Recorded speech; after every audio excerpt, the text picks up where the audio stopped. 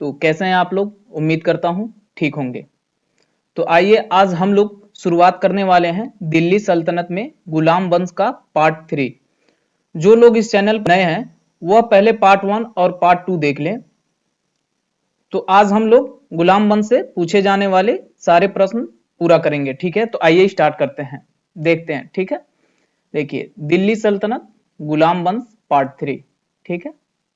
देखिए नासिरुद्दीन महमूद 1246 ईस्वी से 1265 ईस्वी तक इनका शासनकाल था। तो आइए देखते हैं पहला पॉइंट क्या कह रहा है। 1246 ईस्वी में बलबन ने मसूद शाह के स्थान पर नासिरुद्दीन महमूद को सुल्तान बनाया। देखिए पहला पॉइंट ये कह रहा है कि मसूद शाह के स्थान पे नासिरुद्दीन महमूद को बलबन ने सुल्तान बनाया। कब बनाया था? तो याद रखिएगा 1246 ईस्वी में बनाया था। अगला पॉइंट देखते हैं क्या कह रहा है। अगला पॉइंट कह रहा है नासिरुद्दीन महमूद ने राज्य की समस्त शक्तियां बलबन को सौंप दी। देखिए नासिरुद्दीन महमूद जो था ना, वो तो राजगद्दी पे बैठा था, मगर राज्य की जो शक्तियां थी वो किसके हाथों में थी? बलबन के हाथों में थी, ठीक है। तो अगला देखते हैं पॉइंट क्या कह रहा है। अगला पॉइंट कह रहा है नासिरुद्दीन महमूद ने बलबन को उलुग खां की उपाधि दी थी। देखिए अगर एग्जाम में पूछ देता है, यहां पे देखिए क्वेश्चन बहुत ही महत्वपूर्ण है कि उलुग खां की उपाधि बलबन को किसने दी थी? तो याद रखिएगा नासिरुद्दीन महमूद ने दी थी। अगला पॉइंट देखते हैं क्या कह रहा है। अगला पॉइंट कह रहा है कि बलबन ने अपनी पुत्री की शादी नासिरुद्दीन महमूद से की थी। देखिए यहाँ पे भी क्वेश्चन बन रहा है, ये बन रहा है कि नासिरुद्दीन महमूद की शादी किसके पुत्री के साथ हुई थी? तो याद रखिएगा बलबन की पुत्री के साथ हुई थी। अगला पॉइंट देखते हैं क्या कह रहा है। अगला पॉइंट कह रहा है नासिरुद्दीन महमूद ऐसा सुल्तान था जो टोपी बनाकर अपना जीवन निर्वाह करता था। देखिए सुल्तान तो बहुत हुए, ठीक है, मगर होता है ना कि एक पावर जब मिल जाती है तो इंसान घमंड में आ जाता है। लेकिन नासिरुद्दीन महमूद जो था ना, वो उसके पास घमंड नहीं था कि मैं सुल्तान हूं। वो सुल्तान तो था लेकिन अपना जीवन चलाने के लिए वो टोपी बनाकर अपना जीवन चलाता था, ठीक है। अगला पॉइंट देखते हैं क्या कहता है। अगला पॉइंट कह रहा है तबकाते नासिरी के लेखक मिनहाजुद्दीन सिराज था। देखिए एग्जाम में यहाँ पे एक और क्वेश्चन पूछ देगा। देखिए यहाँ पे एक और क्वेश्चन बन रहा है कि तबकाते नासिर का लेखक कौन है? तो याद रखिएगा मिनहाजुद्दीन सिराज था। याद रखिएगा कौन था? मिनहाजुद्दीन सिराज था, ठीक है। अगला पॉइंट देखते हैं क्या कह रहा है। अगला पॉइंट कह रहा है 1265 ईस्वी में नासिरुद्दीन महमूद की मौत हो गई। देखिए अगला पॉइंट यह कह रहा है कि 1265 ईस्वी में नासिरुद्दीन महमूद की मौत हो गई, उसके बाद बलबन उसका उत्तराधिकारी बना। तो देखिए एग्जाम में यहाँ पे क्वेश्चन बन रहे हैं, तो कैसे पूछेगा?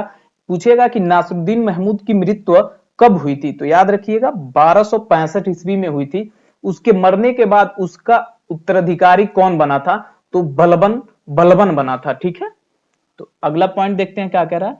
अगला स्टार्ट हो जाता है गयासुद्दीन बलबन, ठीक है। इनका शासनकाल कब से कब तक था? 1265 ईस्वी से 1287 ईस्वी तक था, ठीक है। तो देखते हैं पहला पॉइंट क्या कह रहा है। पहला पॉइंट कह रहा है बलबन को ख्वाजा जमालुद्दीन बसरी खरीद कर दिल्ली लाया था। देखिए एग्जाम में यहाँ पे क्वेश्चन कैसे पूछेगा कि बलबन को कौन खरीद कर दिल्ली लाया था? तो याद रखिएगा कौन लेके आया था? जमालुद्दीन बसरी लेके आया था। कौन? जमालुद्दीन बसरी लेके आया था, ठीक है। अगला पॉइंट देखते हैं क्या कह रहा है। अगला पॉइंट कह रहा है ग्वालियर विजय के बाद इल्तुतमिश ने बलबन को खरीदा था। देखिए एग्जाम में यहां पे भी क्वेश्चन बन रहा है कि इल्तुतमिश बलबन को कब खरीदा था? ऑप्शन में जहां पे ग्वालियर विजय देगा, ग्वालियर विजय के बाद, तो उस पर आप लोग टिक लगा दीजिएगा, ठीक है। कब? ग्वालियर विजय के बाद, जब इल्तुतमिश ग्वालियर को जीता था ना, उसी के बाद बलबन को खरीदा था, ठीक है। अगला पॉइंट क्या कह रहा है देखते हैं। रजिया के शासन काल में बलबन अमीरे शिकार पद पर था। अमीरे शिकार पद पर था। तो याद रखिएगा यहां पे भी क्वेश्चन कैसे बनेगा, कैसे पूछेगा कि रजिया के शासन काल में अमीरे शिकार के पद पे कौन था? तो याद रखिएगा कौन था? बलबन था। कौन था? बलबन था, ठीक है। अगला पॉइंट देखते हैं क्या कह रहा है। इल्तुतमिश द्वारा स्थापित चालीसा दल को बलबन ने समाप्त किया था। देखिए यहाँ पे चालीसा दल को, जो चालीसा दल था ना, वो मैंने पार्ट 2 में कि 1 में शायद पढ़ाया है कि चालीसा दल को चालू किया था इल्तुतमिश ने। तो यहाँ पे देखिए क्या कह रहा है कि जो बलबन था ना वो चालीसा दल को बंद कर दिया था, समाप्त कर दिया था। ठीक है, अगला पॉइंट क्या कह रहा है देखते हैं। बंगाल की राजधानी लखनौती को बलबन के समय विद्रोह का नगर कहा जाता था। देखिए एग्जाम में अगर पूछ देता है कि बलबन के समय विद्रोह का नगर किसको कहा जाता था, तो याद रखिएगा लखनौती, लखनौती। ठीक है, और सॉरी एक बात यहाँ पे देखिए, सॉरी गलत हो गई है मुझसे, गलती हो गई है यहाँ पे, मैंने थोड़ा ये बलबन को जो मैंने लिख दिया है इसको आप लोग कट कर दीजिएगा, इसको नोट्स में ना लिखिएगा। ठीक है, इसके लिए मैं क्षमा चाहता हूं तहे दिल से। ठीक है, अगला पॉइंट देखता हूं क्या कह रहा है। अगला पॉइंट कह रहा है बलबन ने केंद्रीय सैन्य विभाग की स्थापना की। देखिए एग्जाम में पूछ दे कि केंद्रीय सैन्य विभाग की स्थापना किसने की थी, तो याद रखिएगा बलबन ने की थी, जिसको क्या कहा जाता था, दीवाने अर्ज कहा जाता था। एग्जाम में यहाँ पे एक और क्वेश्चन यहाँ पे फिर बन रहा है, देखिए दीवाने अर्ज किसको कहा जाता था, तो याद रखिएगा केंद्रीय सैन्य विभाग को कहा जाता था। ठीक है, इसकी स्थापना किसने की थी, बलबन ने की थी।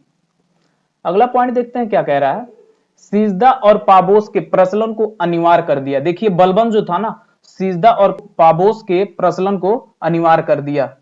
ठीक है, तो यहां पे जान सिजदा और पाबोस का मतलब क्या होता है, तो मैं आप लोगों को बता दूं, सिजदा का मतलब होता है कि झुककर सुल्तान को नमस्कार करना। सिजदा का मतलब क्या होता है कि झुककर सुल्तान को नमस्कार करना। और पाबोश, पाबोश का मतलब क्या होता है कि सुल्तान के पैरों को चूमना। पाबोश का मतलब क्या होता है कि सुल्तान के पैरों को चूमना। ठीक है, तो बलबन ने सिजदा और पाबोश के प्रचलन को अनिवार्य कर दिया। ठीक है, अगला पॉइंट देखते हैं क्या कह रहा है। अगला पॉइंट कह रहा है फारसी रीति रिवाज पर आधारित नौरोज उत्सव को प्रारंभ करवाया था। देखिए नौरोज उत्सव जो था ना ये बंद हो चुका था, तो बलबन ने इसे फिर चालू कर दिया, प्रारंभ कर दिया।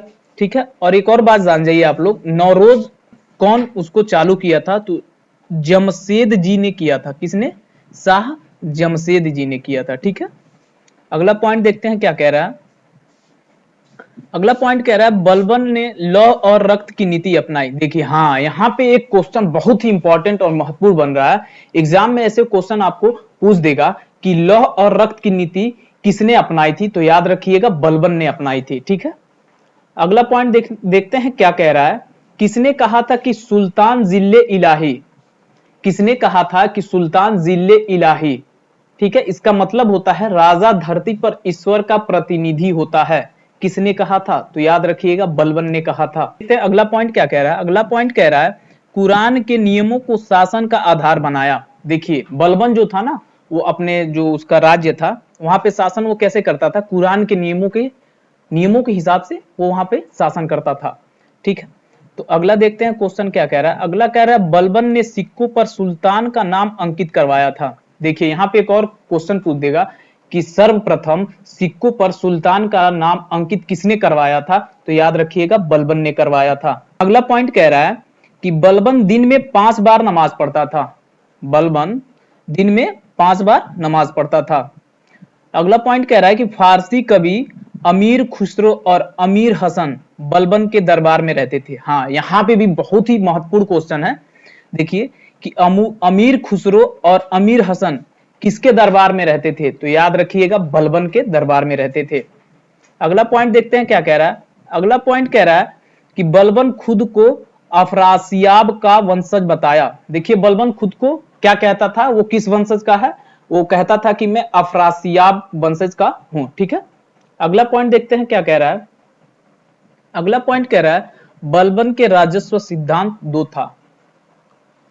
ठीक है, पहला सुल्तान का पद ईश्वर द्वारा प्रदान किया होता है, और दूसरा था सुल्तान का निरंकुश होना आवश्यक है। देखिए अगर एग्जाम में यहाँ पे पूछ देगा आप लोगों से ना, ऐसे पूछेगा सुल्तान का पद ईश्वर द्वारा प्रदान किया होता है, ये किसने कहा था, तो याद रखिएगा बलबन ने कहा। और दूसरा पॉइंट क्या कहा था, सुल्तान का निरंकुश होना आवश्यक है। ठीक है, ये भी पूछ दे एग्जाम में कि सुल्तान का निरंकुश होना आवश्यक है, किसने कहा था, तो याद रखिएगा बलबन ने कहा था। अगला पॉइंट देखते हैं क्या कह रहा है। अगला पॉइंट कह रहा है बड़े पुत्र महमूद की मृत्यु के सदमे से बलबन की मृत्यु हो गई। देखिए अगला पॉइंट ये कह रहा है ना, अगर पूछ दे एग्जाम में कि बलबन की मृत्यु कैसे हुई थी, तो याद रखिएगा उसके बड़े पुत्र महमूद की मृत्यु के सदमे से हो गई थी। और हाँ, मैं फिर एक बार क्षमा चाहता हूं आप लोगों से, मुझे माफ करिएगा, यहाँ पे बालन है, यहाँ बालन नहीं बलबन होगा, सॉरी बलबन, थोड़ी गलती हो गई, उसके लिए तहे दिल से माफी चाहता हूं, माफ करिएगा। ठीक है, अगला पॉइंट देखता हूं क्या कह रहा है। अगला पॉइंट कह रहा है, अगला पॉइंट स्टार्ट हो जाता है कैकुबाद। इनका शासनकाल क्या था, 1287 से 1290 ईस्वी तक। ठीक है, तो इनका देखते हैं पहला पॉइंट क्या कह रहा है।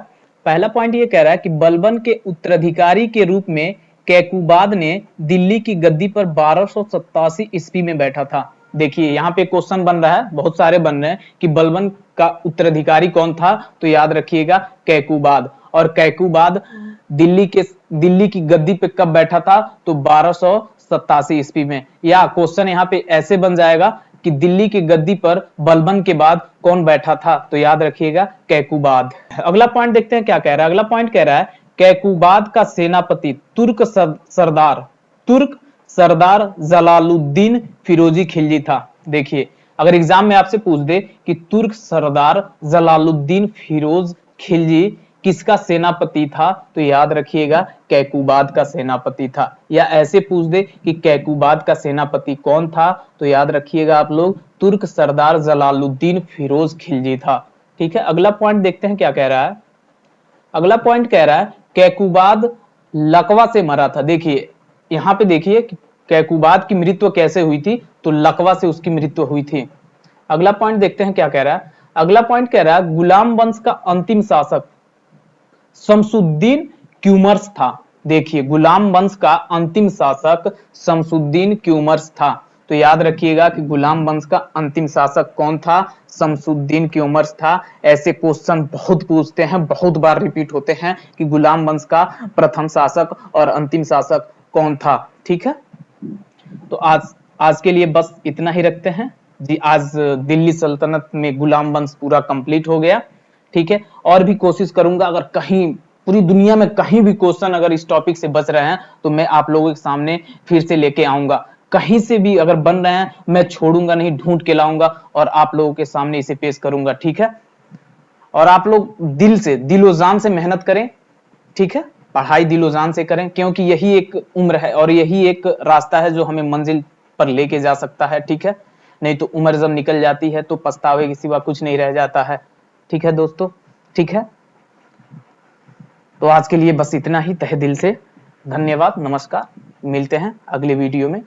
अब आगे हम स्टार्ट करने वाले हैं खिलजी वंश, जो कि 1290 से 1320 ईस्वी तक था। ठीक है, तो धन्यवाद।